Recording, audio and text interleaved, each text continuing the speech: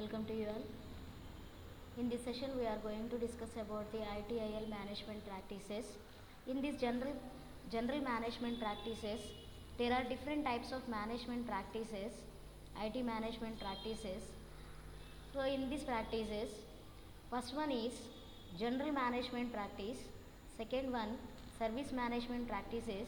Technical management practices is the third one. Why management practices are needed for the ITIL management? ITIL management practice is a set of organizational resources designed for performing work or accomplish an objective. So the origins of the practices are general practices. General practices means have been adopted and adapted for service management from general business management domains. Service management practices are developed in service management and ITSM industries. Technical management practices have been adapted from technology management domains for service management purposes by expanding or shifting their focus from technology solutions. So in this session we are going to discuss about the different types of management practices that are accomplished by the ITIL. So basing on the organization has to maintain their own management practices. There will be different management practices. General management practices have been adapted from the service management or general business management domains. Service management practices have been developed in service management, ITSM, IT service management industries. Technical management practices adapted from the technology management domains, services. So from the different areas, different management practices were introduced and developed, and it will be designed for the ITIL. So first one is ITIL management practices, general management practices. General management practices mainly focuses on agriculture management, continual improvement, information security management, knowledge management, measurement and reporting, organizational changing management, portfolio management, project management, relationship management, risk management, service financial management, strategy management. So now we are move on to the first one, general management practices. So architecture of the general management practice is adapted from the general business areas.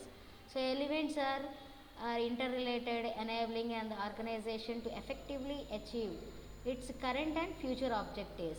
It provides principles, standards and tools that enable an organization to manage complex change in a structured and agile way. Architecture type, business architecture. So for different architectures, it will follow different management. If the architecture is business architecture allows the organization to look its capabilities in terms how they align with all the detailed activities required to create value for the organization and its customers. These will be used for these strategies will be used for gap analysis of the target state against current capabilities is performed. So next it will provide a targeted roadmap, describes the transformation from current to future state of the organization to achieve organization strategy. Service architecture. Service architecture gives the organization a view of all the services it provides, including interactions between the services and service models that describe the structure, how the service components fit together. Service model can be as template or blueprint or multiple services, whatever it may be. This includes dynamic activities, flow of resources and interactions. With each service, the architecture may be defined. For dynamic models, each service model can be used as a template, used in the form of template model or blueprint, multiple source services. Information system architecture. including data, applications, architectures. The information architecture describes logical and physical data sets. Information is a valuable asset for the organization. Uh, as we know, the actual measurable value is the information. So, on the information only, we can decision will be decision making. Decision making will be done by the organization. So, it should be complete, accurate, and accessible to those who are authorized to access it. So next one is technology architecture. Basing on technology architecture is defined based on the software and hardware infrastructure needed to support the portfolio of the products and services. Next, environmental architecture. The environmental architecture describes the external factors impacting the organizational drivers for change, as well as aspects of types, levels, environmental control, and their management. The environmental includes developmental, technological, business, operational, organizational, political, economic, legal, regulatory, ecological, and social influences. Plan. The architecture management practices is responsible for developing and maintaining a reference architecture. So plan may be different from current architecture to next architecture. Development should be in the business, basing on the business areas. It should be based on the plan value chain activity. So improve. Many opportunities for improvement identified through review of business, service, information, technical or environmental architectures. Engage. So architecture management practices facilitates the ability to understand the organization's readiness, address new or underserved markets and a wider variety of products and services, and more quickly respond to changing circumstances. Designing and transition. Once a new or changed product or services is approved, automatically to be developed, the architecture and design build teams will continually evaluate whether a product services meets the investment objectives. The architecture management practices is responsible for service architecture. Obtain build. A reference architecture business services facilitates identification with the products, services and components. Deliver and support. The reference architectures are used continually as a part of operation, restoration and maintenance of products and services. So this one is a heat map of the contribution of architecture of management to value chain activities. This plan continual improvement.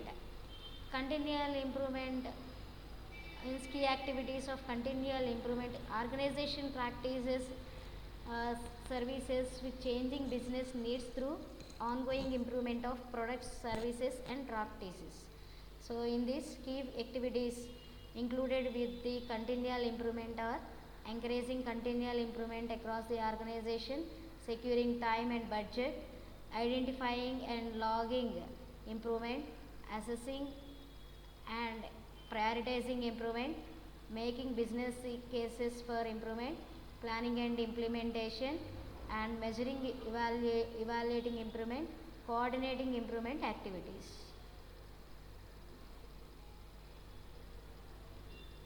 So contribution of continual improvement to value chain activities like this. If the continual improvement is there, then the service value chain practice being involved, then the service chain activities will also having the plan and continual improvement practice activities and methods, and improve continual improvement practices key value chain activity. Engage the design and transition of obtain, build and deliver support.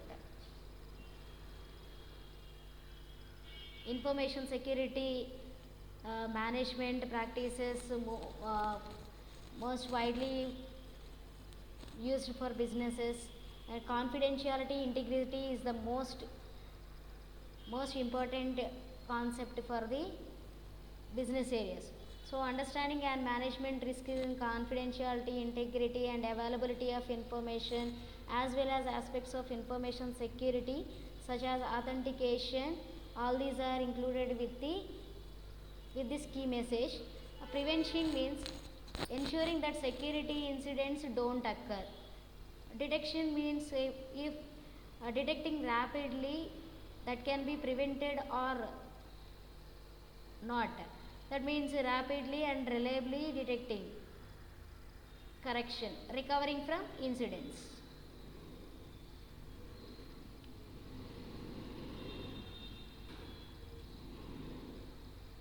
This information security management includes information security incident management process, risk management, control review, identify and access management process, event management, procedures for pretending testing, vulnerability scanning, procedures for managing information security related changes, firewalls as well as.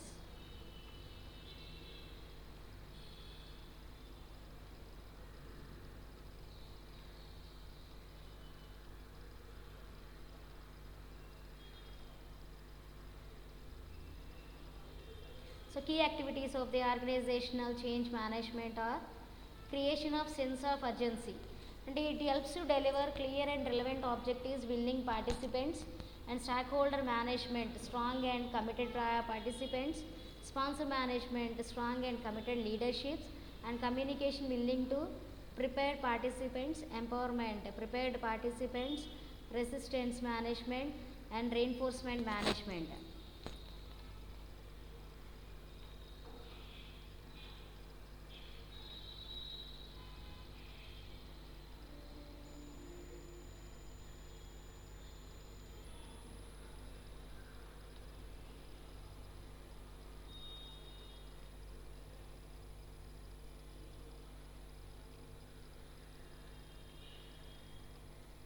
So next topic is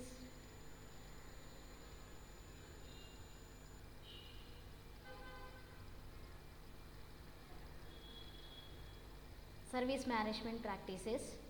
So in the service management practices, the purpose of availability management practice to ensure that service deliver agreed levels of availability to meet the needs of customers and users.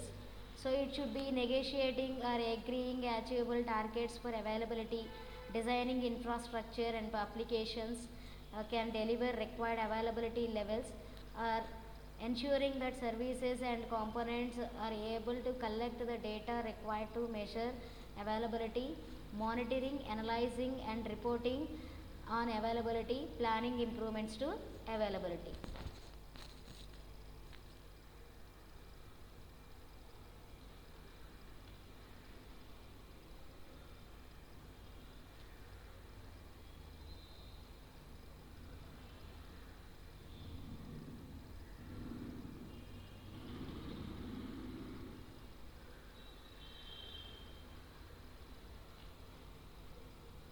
So third, last one is technical management practices, deployment management.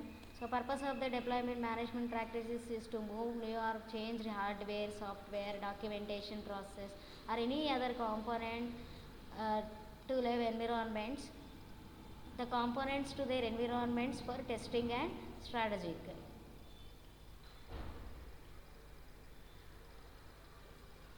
That's all.